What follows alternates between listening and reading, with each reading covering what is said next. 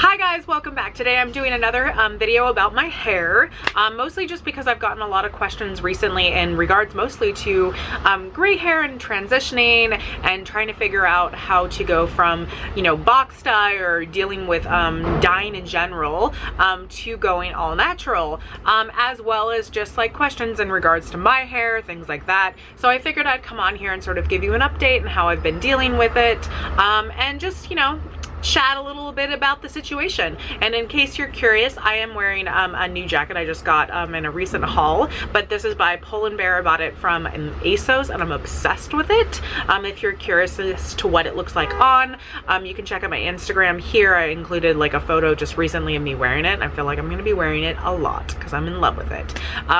Anyway, so in regards to my own head, we'll just quickly jump into a question I just recently got on YouTube. People were commenting about the fact that it looks like the texture of my hair is completely different on one side versus the other. And if you are naturally gray, you probably already understand this, but I have a denser population of gray hair on this side, hence the reason it looks lighter. So if you can tell, it looks significantly lighter. And then I also have a very large patch right here, which is almost completely white. I call it my rogue stripe. That was a very like predominantly white spot before when I had longer hair. And this side is the side I've been, you know, cutting for ages. So I don't know if that made a huge difference, but it definitely is a lot less gray on this side of my head. So if you had noticed that, that is why. I have talked about this patch a few times just in case you were curious, but I am fully aware that it is that situation. It is just my growth patterns, and that is the way it looks naturally. I have tried to dye it a few times, and I think I may experiment a little fuller in the summer. So definitely check back if you're curious as to what colors I use. But I think I'm gonna go to a professional because I kind of played around with it a little bit before, but I feel like I had spots that were sort of missing. I couldn't really see the back of my head because I'm also blind. Things like that. I have purchased a pair of clippers and I was shaving it a little bit on my own, but I have noticed that the clippers I have definitely do not work unless my hair is already pretty short to begin with. I think they're like a beard clipper or like a very short clipper, like in terms of like a 0 or a 1. So like if I'm trying to go through like my hair, which is very thick, I have super thick hair, it doesn't go easily. It was getting stuck, it was getting clogged, it was overheating, things like that. So I've been basically just going to a barber still like maybe once a week, once every 2 weeks, and just getting it done professionally. I think I'm going to only use my clippers if I need like an update, or if I'm like in between shaves and I have like you know, an event or something and I just want like a really close shave. So that's the situation with that. I know it's expensive, and I've tried to go to people that are on a little bit on the cheaper side. So I do typically like to keep it pretty close, just because I feel like you can't really tell this as much. When it grows out, which is where it currently is, you can kind of see the pretty predominant difference between the textures. So in case you're curious of like when I'm doing it and why I'm doing it and, you know, the length I like, that is pretty much the situation. I am still not super stoked on growing it out. I still really like having short hair. I'm enjoying having a shaved head. It is amazing rolling out of bed in the morning and only having to do your makeup. I definitely recommend it in case you're ever curious and you are feeling the urge to shave your head. It is just hair and it does grow back. I think my hair grows so quickly. Like I said, I literally shave it every week. I feel like if I did decide to grow it out, it wouldn't take that long. It probably would take, I don't know. We'll see. I mean, at some point I probably will, but it is a struggle. And so this is also, I'm going to jump straight through it as well. Dealing with gray hair and transitioning, part of the reason that I shaved my head was just because I was sick and tired of dealing with my gray hair. It is difficult. If you watch my other update videos, I talk a lot about, you know, making sure I don't get breakage, constantly moisturizing, hydrating. We use silk pillowcases, which I no longer really use. They are better in like the summer, so I might switch them back because it's kind of nice to have like cool against my head.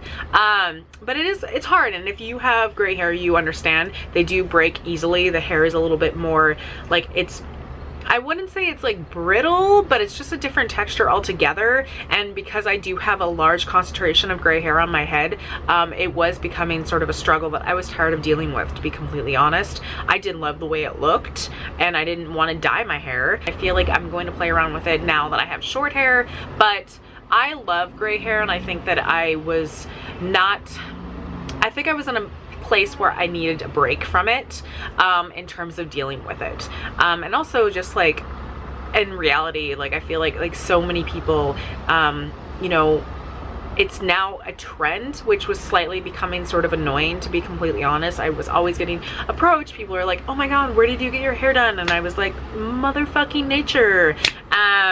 And that became slightly annoying, because it was hard to deal with, and people, like, in terms of like actually taking care of, gray hair is hard, and unless you are committed to taking care of it, and really, you know, embracing it, it is a difficult challenge. But on the same end, it is hard to consistently, you know, dye over it. So if you are looking to transition, or you're dealing with gray hair yourself and you're dyeing over it, and you're paying a lot of money for that, you understand what I'm talking about. Like, yes, it was hard for me to take care of my gray hair, but it was definitely a lot cheaper than consistently buying, you know, hair dye or going to the salon and things like that. Because I feel like my hair, especially, I mean, it depends on the person, obviously, my hair grows so quickly that I think if I had tried to dye it on a consistent basis, I would be going like at least like, depending on what I was doing, but I feel like my hair grows so quickly that my roots would have been terrible in like the span of 2 weeks. So I don't know, it's just a thought. But I know a lot of people were asking me about how I transitioned from having hair that was colored to gray hair, and my transition was a little bit different. So I actually had gone to a friend who was a stylist. It was like a really beautiful turquoise color. So can you imagine trying to transition from turquoise to this hair? So it was a little harder. So basically what I ended up doing, which I do not recommend because it was terrible, I dyed over it with henna. I was currently working at Lush Cosmetics, and so I dyed over with henna, and then made the awkward transition from henna into, I believe I dyed it again. I can't really remember, to be honest. I feel like I dyed it again with like a brown to cover the henna, and then from there I just went to my stylist, and we slowly basically just removed the color until it was no longer there. So I just basically cut it all off. But I'm assuming if you're looking at me, you recognize that I don't really mind cutting my hair short. So I pretty much did it pretty abruptly. From what I recall or remember, I'd have to talk to my stylist at the time, which he no longer lives in New York. But I'm pretty sure that's what we did. I basically just removed it from my head until it was no longer there. So it took a little while, but I remember, considering I'm like 70% gray, it was sort of like a crazy like moment for me to realize that I was literally like, this was my texture. If that makes sense, I don't know. Anyway, but that's how I did it, and I don't know if that would work for everyone. I definitely think I've spoken to a few stylists in the past, and they've said that typically what they recommend is either highlights, or, you know, slowly highlighting the hair, maybe doing like a silver in the hair so that when it grows out root wise, it sort of just transitions naturally. You can also, I'm trying to think of other things that I've heard people suggest doing. I mean, cutting your hair off is usually the way I went, but not everyone can do that. I totally recognize it. But I feel like the highlights one was a good one, or doing maybe like a semi-permanent until all of the dye is out of your hair. I mean, I think that if you did do the henna in a more natural shade, if you weren't coming from, say, turquoise, it might be an easier transition. I can't really remember. I do remember my hair was really, like, it turned like a weird green. It was dyeing over a turquoise color, and henna has like a green base generally to it because it is a plant-based product. So you can see how that would go a little funky. And it's hard to use and hard to mix, and like, it's sort of gross. I don't know why I thought that was a good idea. I think it was like, just so it's cheap, I can buy it at, like, it's fine. I think I was trying to get a job David Barton at the time, and I didn't think they would approve of my turquoise hair, which looking back at it now, I'm like, they probably wouldn't have given like a flying fuck, because it's all about like crazy hair and like, well, it was, since the company is no longer in business, but I feel like they wouldn't have minded like me having a mohawk or like whatever. I definitely was like fit the stereotype of what David Barton at the time wanted. But yeah, those are sort of like my experiences with going gray. I mean, I've definitely dealt with it in the past where I mean, even before I had turquoise hair, because obviously I've shaved my head a couple of times, I feel like I remember shaving my head completely and letting it grow out, and at one point I had like a silver mohawk, which was really, really pretty. And so it's always just been sort of like a transition, like for me. I've always played around with my hair, so I understand the idea of being a little afraid that you're going gray, but it is, you're only gonna know what it looks like until you make that jump. It's not something to be afraid of. It's not something to fear. I feel like, especially, I actually had a couple guys reach out to me, and there's a reason it's called a silver fox. Like, it's a little more accepted in society that a guy is going gray versus a woman. Like, I feel like men can be more distinguished, which I don't obviously completely agree with. I kind of think it's bullshit. But I think men with gray hair is super sexy. I've dated quite a few in the past.